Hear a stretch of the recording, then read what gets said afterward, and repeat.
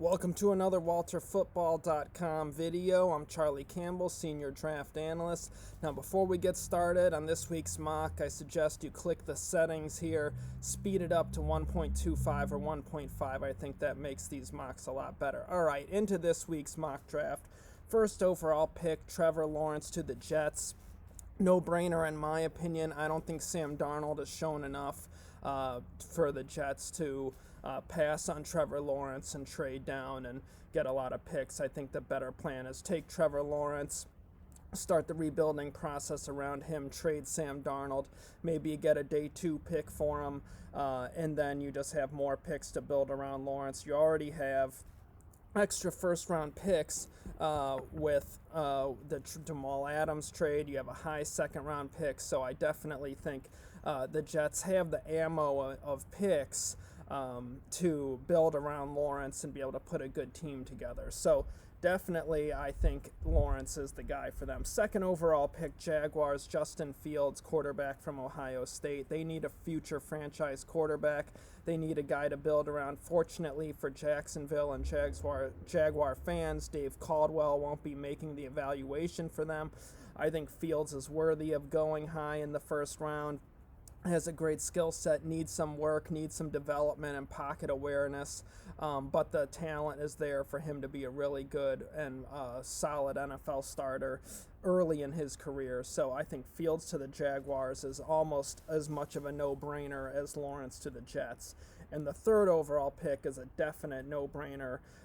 Cincinnati Bengals taking Penei Sewell, the left tackle from Oregon.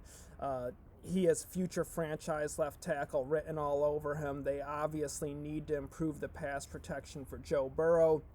You take a tackle like Sewell, you can move Jonah Williams to guard, right tackle, even center. Some teams, some scouts I know liked him as a center coming out. So he's flexible and versatile, and now you take Sewell and you just upgraded your line at 2 different spots. That's really going to help the pass protection for Joe Burrow in the long term and the run blocking for Joe Mixon, which of course will help Burrow as well. So to me, that pick is just absolute no-brainer unless they are just blown away in a trade down offer, which could happen if there's a quarterback there.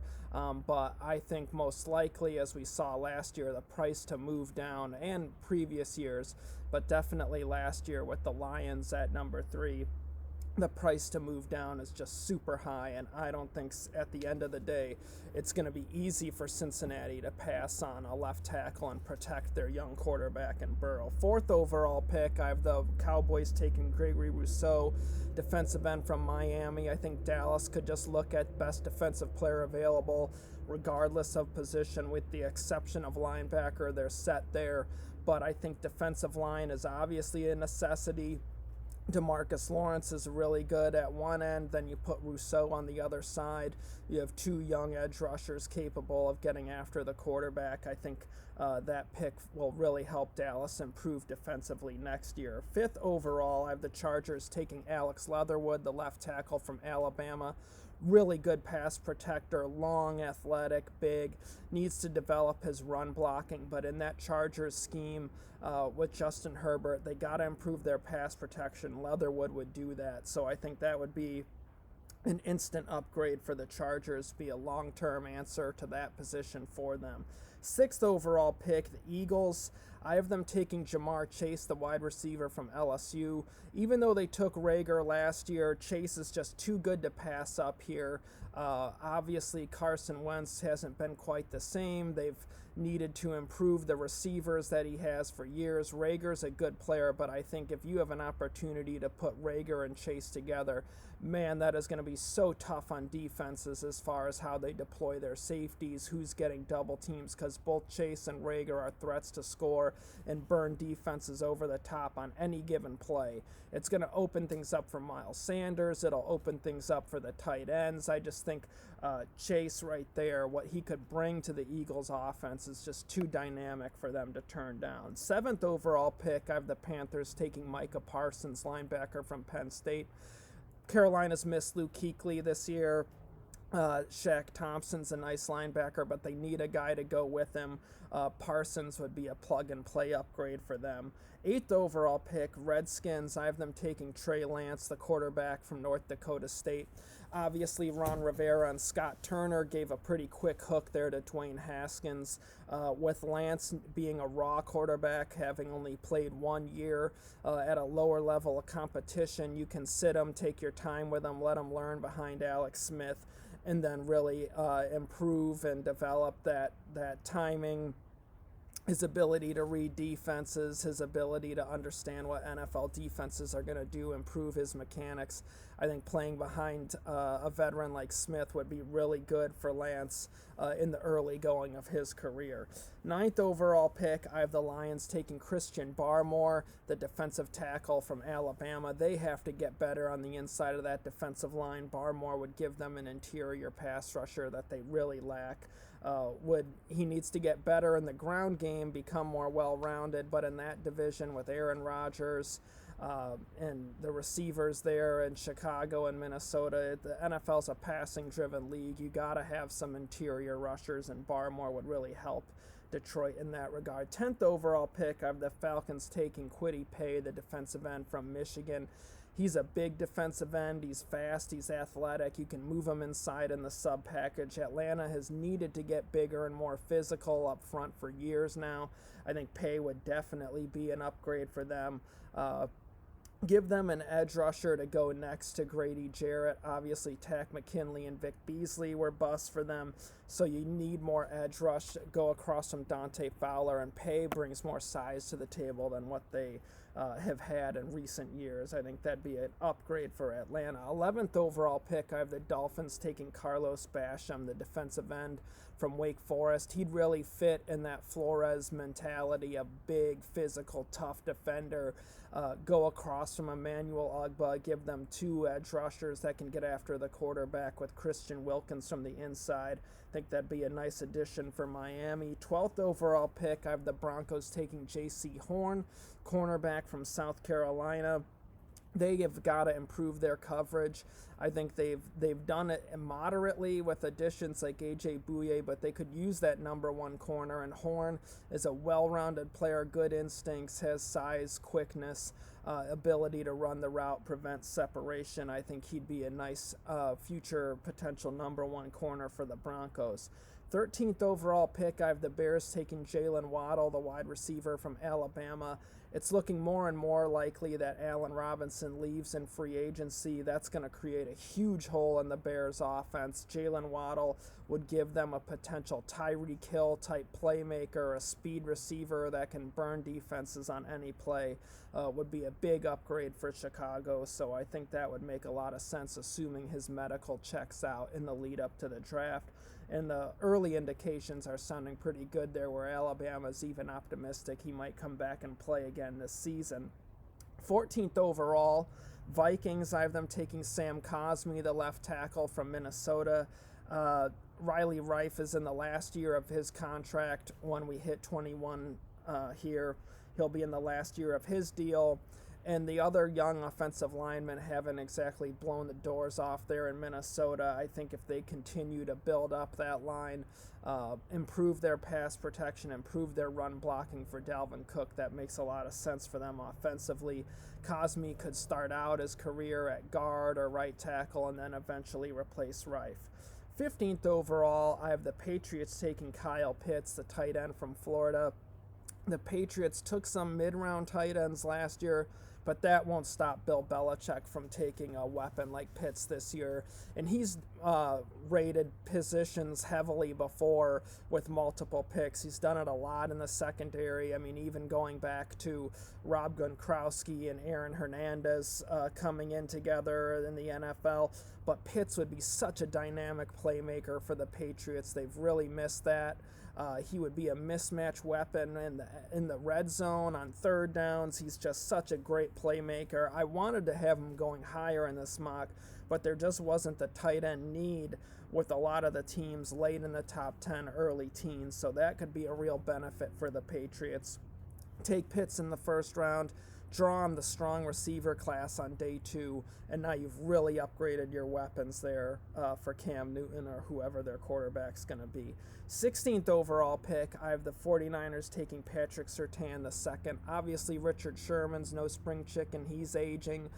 They could use a big corner with number 1 potential to groom behind him, or, initially you start him out on the outside there. You have them playing together, and then in time you have your replacement for Sherman as your number 1 corner. 17th overall, I have the Raiders taking Aiden Hutchinson, the defensive end from Michigan. I really like this pick for Las Vegas. They got to improve their edge rush and their pass rush. Hutchinson, not only can he get after the quarterback as a base end and a 4-3, which is what the Raiders play, but you can also move him inside in the sub package. He's 6'6", 300 pounds, versatile athlete. I think teams are really going to like what they see when they go back to his 2018 tape and the early stuff he did here in 2019 before the injury.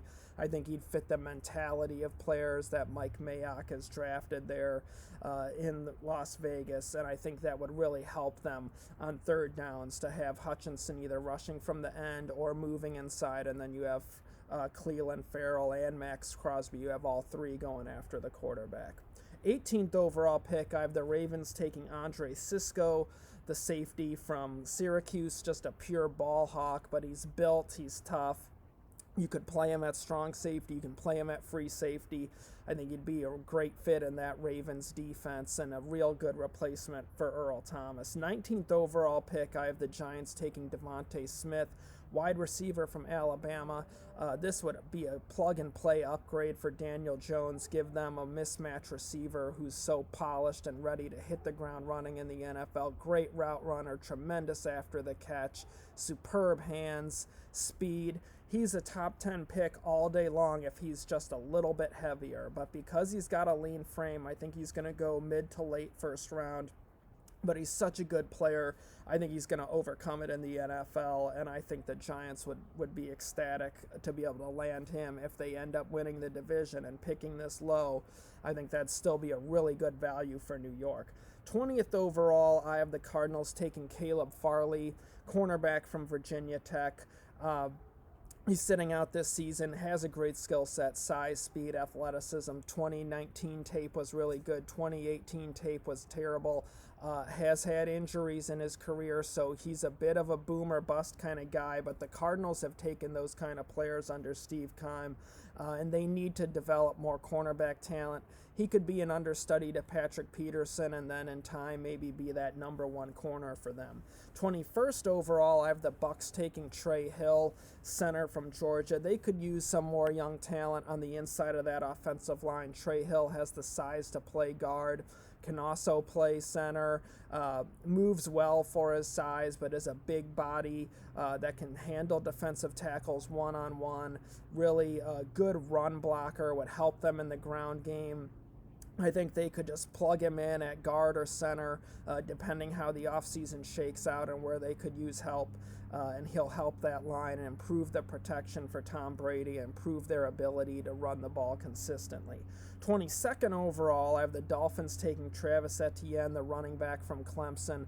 I think this pick just makes a ton of sense. They've gone through just a ton of running backs this year in Miami with Jordan Howard and Matt Breida and Myles Gaskin and Salvin Ahmed, and now there's another one, I think. I mean, they've just had a big rotation of backs there through injuries and obviously just moving on from Howard, but I think Etienne would give them just a tremendous playmaker, a guy that would really bring some speed and playmaking ability into their backfield as a runner, but also a really good check down weapon. I think he would really help Tua develop in year 2, just giving him a guy that he can check the ball down to and is dangerous to rip off yards and pick up a first down, even in 3rd and long situations, because Etienne is that explosive and he's a real mismatch problem for coverage in terms of linebackers in the flats. So I really think that would be a nice developmental pick for the Dolphins to aid their young quarterback and improve the potency of their offense. 23rd overall, I have the Colts taking Shaun Wade, the cornerback from Ohio State. He's a little rough around the edges. He's played slot corner mostly. He's played safety. He's played outside corner this year. He's kind of had some up and down moments there against Indiana and Penn State. He's got a lot of potential, but he needs development. And the Colts have been really good at developing players in this current regime they have there under Frank Reich. So I think Shaun Wade would be a guy that they could maybe take that skill set and kind of iron out some of the problems with him, turn him into a good starter to go with Rock Ya-Sin. 24th overall, I have the Browns taking Jay Tafule, the defensive tackle from USC. They have some expiring contracts on that defensive line with Olivier Vernon and Sheldon Richardson over the next year or two. Tafule would give them a talented interior tackle to go next to Myles Garrett and a guy on a cheap contract. With all the money they've paid Garrett, you're going to have to start to think about contract extensions for guys like Nick Chubb and Baker Mayfield before too long. So having some more cheap young talent on the defensive line, I think, will help them to spread that money around the roster, considering what they've already paid Myles Garrett. 25th overall, I have the Jaguars taking Paris Ford, the safety from Pitt. Obviously, Jacksonville's secondary has been a disaster this season. It's just C.J. Henderson has shown well as a rookie, but everything else has been trash. So they got to improve that secondary. Paris Ford would be a plug-and-play upgrade, physical safety, really instinctive. Can play some man coverage on tight ends and slot receivers. You can play him free safety, strong safety, really versatile player. He would go higher, I think, if he was thicker and heavier, but because he's a little bit of a smaller frame, you have him, I think, more as a late first-round potential guy. But his tape is tremendous. He's just a pure football player. 26th overall, New York Jets. I have them taking Terrace Marshall, the wide receiver from LSU. He had a really good season this year despite LSU having a miserable year after losing all that talent to the NFL. Different quarterbacks coming in and out, and Marshall stayed consistent and played well, showed good route running, has mismatched size and speed, really nice skill set. I think that'd be a really good pick for the Jets to help their young quarterback. 27th overall, I have the Titans taking Rashad Weaver, the edge rusher from Pitt. He just had a really nice game against Clemson, 2-sack game when they had really few pass rushing opportunities because Pitt's offense just kept turning the ball over. Clemson just put up a big lead quickly because of those turnovers, and it just wasn't a game where he had a whole lot of opportunities to pin his ears back and go after Trevor Lawrence, but he still managed to get 2 sacks, and he still managed to be consistent this year, coming off an injury last year, has been tough and physical and shown speed off the edge. I think he's a guy that could rise in the lead up to the draft. I think the Titans could use more edge rush. Obviously, Vic Beasley didn't work out. Clowney's only signed to a 1-year deal. Here's a young edge rusher for Mike Vrabel. Now, next pick, we got the Bills at 28. I have them taking Wyatt Davis, the guard from Ohio State. Buffalo's rushing attack has just never gotten off the ground this year. Josh Allen has really bailed them out of not really having a consistent ground offense. They could use better, more kind of road grading guys on that offensive line. It would never hurt to invest in talented offensive linemen that can improve the pass protection for Josh Allen. Obviously, they got to keep him healthy, and in his style of play, he could lead to a lot of hits, so you want to improve that line. Davis would give them a road grader. Needs work in pass pro, but he has the skill set to do it, and the Bills have been good at developing young players, so I think that'd be a nice fit for Buffalo. 29th overall, I have the Packers taking Jalen Mayfield, the right tackle from Michigan. You can play him at right tackle, play him at guard. He's versatile, good in the ground game, steady run blocker, showed well in pass protection. A year ago, he was one of the only offensive linemen to really hold his own against Chase Young and Chase Young's prolific year. So I think Mayfield is a guy that could come in and help that Packers line protect Aaron Rodgers in the short term and protect Jordan Love in the long term. So I think that pick makes a lot of sense for the short and long-term perspective for Green Bay. 30th overall, I have the Chiefs taking Javon Holland, the safety from Oregon. Another ball-hawking safety, really instinctive, really good in coverage on the back end, good special teams player. I think the Chiefs could pair him with Tyrann Mathieu, have a really nice combination. Tyrann Mathieu is really good playing near the line of scrimmage and in that first 10 to 15 yards from the line of scrimmage. Holland can be the deep guy, cover that back end, and help you over the top. 31st overall, I have the Saints taking Richard LeCounte, the safety from Georgia. Really nice player, has got a lot of upside, has played really well this year. Malcolm Jenkins is aging. He's got picked on at times this year. I think this would give them a young upgrade and a safety that they can really do some versatile things with. 32nd overall, I have the Steelers taking Jeremiah Owusu-Koramoah, the linebacker from Notre Dame. Not the biggest need for the Steelers, but when they're picking this late in the first round and with the strength of their roster, I think they can go best player available. And he would give them a fast coverage linebacker to go next to Devin Bush. And obviously Bush will be coming off an injury, so it'll be nice to have a young talent to go with them that might help ease that transition back onto the field, give them more depth in the short term, but then a nice, really talented young tandem in the long term. So that's this week's mock. I hope you guys enjoy it. You can follow me on Twitter at Draft Campbell. You can follow Walt on Twitter at Walter Football. Check out his weekly picks, the cut-ups with the Jacob on the individual games, let you hone in on those. I really appreciate you guys watching. Thank you so much. Please like this video, share it, send it to your friends, subscribe to our channel. We could really use it. I'd really appreciate it. And also, you can email me at draftcampbell@gmail.com. I'm going to do a mailbag video here in the next week or two. I've gotten some good questions, so I'm going to turn the floor to you guys to pick the topics in that video, and I'm going to hit on them all. So thank you guys so much for watching. Really appreciate it. Take care. Be safe. I appreciate you, and I'll be back with you soon.